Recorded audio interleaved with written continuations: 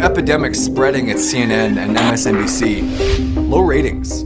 After breaking their own record highs for years, the networks now find themselves in a freefall. For most of the 2000s, cable TV ratings were normal. Channels like ESPN, Disney, TBS, and HGTV ranked the highest, while CNN and MSNBC took lower positions, sometimes not even cracking the top 20. But everything changed when Donald Trump went down the golden escalators in 2015. Viewership for CNN and MSNBC shot straight up. They went from trailing the Hallmark Channel to competing with the top spots. 2016 was CNN's most watched year ever. They experienced an astounding 76% boost in ratings and then broke their own record again in 2017. MSNBC experienced even more explosive growth with the arrival of Trump on the scene. In 2016, the outlet nearly doubled its viewership, but it didn't stop there. The network has broken their own viewership records every single year since 2015. Trump is a con. Programs like New Day with Chris Cuomo, CNN Tonight with Don Lemon, The Rachel Maddow Show, and Morning Joe all contributed to the explosive growth and all had one thing in common. They milked the Trump campaign and presidency for every ounce of ratings that they could. President Trump. President Trump. President Trump. President Trump. President Trump. Trump. Trump. Trump. Trump. Trump. Trump. Trump. Trump. Trump. Trump. Trump. The Trump campaign. The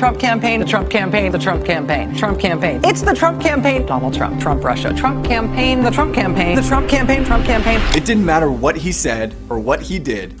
Everything became a story. At the dessert course, he gets 2 scoops of vanilla ice cream with his chocolate cream pie. The New York Times giving us some insight, including his daily regimen of watching up to 8 hours of TV and drinking as many as 12 Diet Cokes. Like the way he drinks water. The president reached for a glass of water during his national security speech. The president needs to use 2 hands, apparently, to drink from a water bottle. They talked about what he wore, what he ate, how much he weighed, and, of course, his hair. And then there were the tweets. Every statement, every picture, every typo, and every meme became a story and a point for conflict. The networks also focused enormous amounts of time agonizing over the unsubstantiated Russian collusion story, impeachment, and his pitch for the Supreme Court. Trump became the antagonist that CNN and MSNBC had been waiting for. Only CNN would ask that question. Fake news. Go ahead. They even said he was complicit in hurricanes. A damning Washington Post editorial is calling President Trump, quote, complicit in this storm, not for failing to prepare, but for failing to address climate change. 2020 brought a new flood of viewers as the media blamed Trump for nearly every aspect of the COVID-19 pandemic. How it began, how it spread, and how every human was doomed. The 2020 election also helped to provide the biggest news ratings year ever. Everything changed, however, when Trump was banned from social media in January of 2021 and left office soon after. The media lost their treasure trove of content, and suddenly, they had nothing to talk about. It only took about 50 days for CNN to lose 1.6 million of their primetime viewers. That's a drop of 36% in only a few weeks.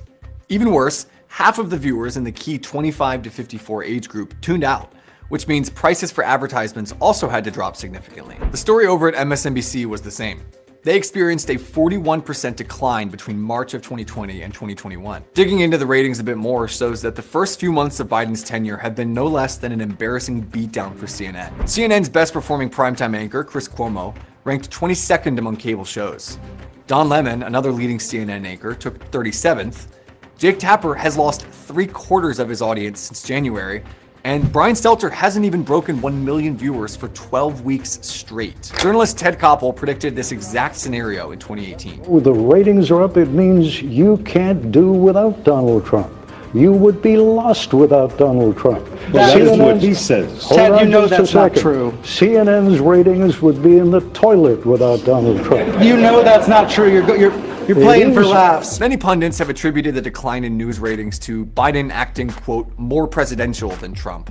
But Biden has had plenty of non-presidential moments that certainly would have drawn scrutiny if Trump were in his shoes. If you have a problem figuring out whether you're for me or Trump, then you ain't black. And I've loved kids jumping on my lap. Why?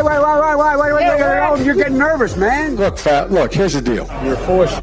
For example, here's Biden and Trump getting into heated exchanges with the same CNN reporter. The way the media responded to the outburst, however, is completely different. Why are you so confident he'll change his behavior, Mr. President? Yeah, I'm not confident he'll change his behavior. What the hell? What do you do over there? So when did I say I was confident? So how does that account to a constructive meeting as President Putin framed? You don't understand that. You're in the wrong business. Wolf, it is quite striking to just see the confidence in his approach, in his tone. He, certainly was comfortable in that moment, taking off his jacket, answering these questions. Now, here's how the media responded after Trump's exchange with that same CNN reporter. Why is this a global competition to you if every day Americans are still losing their lives and we're still seeing more cases every day? Well, they're losing their lives everywhere in the world. And maybe that's a question you should ask China. Don't ask me, ask China that question, okay? When you ask them that question, you may get a very unusual answer. Yes, behind you, please. Sir, why are you saying that to me specifically? I'm telling you, I'm not saying it specifically to anybody. I'm saying it to anybody that would ask a nasty question like that. That's not a nasty question. Please go ahead. Why does it matter? Okay, anybody else? Please, go ahead in the back, please. I have two questions. No, it's okay. But you pointed to me. I have two questions, Mr. President. Next, please. But you called on me. I did, and you didn't respond, and now I'm calling on Sorry, I just the young lady in the back, please. I just wanted to let my colleague finish, Okay. but can I ask you Ladies and gentlemen, thank you very much. Appreciate it. Thank you very much. Well, clearly the president was rattled enough to walk off because he didn't want to hear the questions from Caitlin Collins and Weijia Zhang. The president routinely targets reporters who are women and people of color. In another example, the media praised Biden for eating ice cream. There's been a lot of change in his political career over the years, but the one constant is that Joe Biden really, really loves ice cream. No matter what crisis is sitting on his plate, just get that man a cone. Mr. Biden, what flavor did you get? Mr. President, what did you order? Chocolate chip. But when Trump was in a similar spot, they accused him of being unhealthy and greedy. The president gets 2 scoops. Everyone else around the table gets 1. The White House staff has adapted to Donald Trump's taste. So when everyone else gets water, he gets a Diet Coke. When everybody gets 1 scoop of ice cream, he gets 2. It's not that Biden is more presidential. That's not why ratings are going down. The media covers the current president in a completely different way compared to the previous one. Why is that? A CNN director revealed the network's different approach to Trump, as he put it. The employee appeared to acknowledge in an undercover video that CNN acted as a propaganda arm of Democrats, and that the media worked to get Trump out of office while also cultivating fear over COVID-19. Look what we did. We got Trump out. I am 100% going to say it. And I 100% believe it, that if it wasn't for CNN, I don't know that Trump would have got voted out. Our focus was to get Trump out of office, right? Without saying it, that's what it was, right? I think there's just like a COVID fatigue. So like whenever a new story comes up, they're going to latch onto it. Do you think it's going to be just like a lot of like fear, like climate? Yeah, fear sells. It shouldn't be surprising that trust in the media is declining as a result. Only 29% of all Americans said that they trust journalists to report the facts. CNN and MSNBC made a lot of money as ratings and viewership went through the roof, thanks to manufactured constant Trump outrage. But they may have compromised the long-term value of their brands. Their audiences have become accustomed to anti-Trump coverage all the time, but now the key ingredient is missing: Trump himself. The New York Times reports that CNN and MSNBC have been working furiously in private to find out how to fix their ratings problem. But one solution they've tried isn't working. In a desperate move, the networks have searched for a new Trump.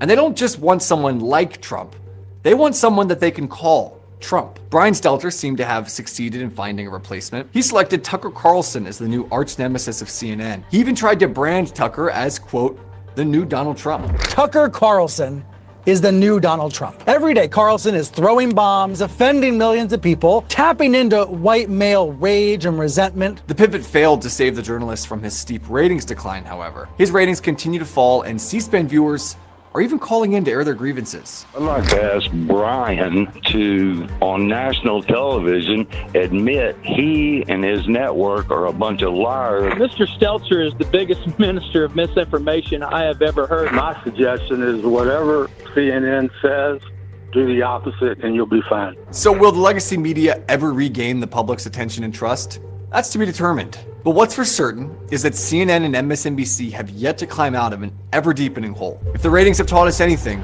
it's that the media's only hope is the return of Donald Trump.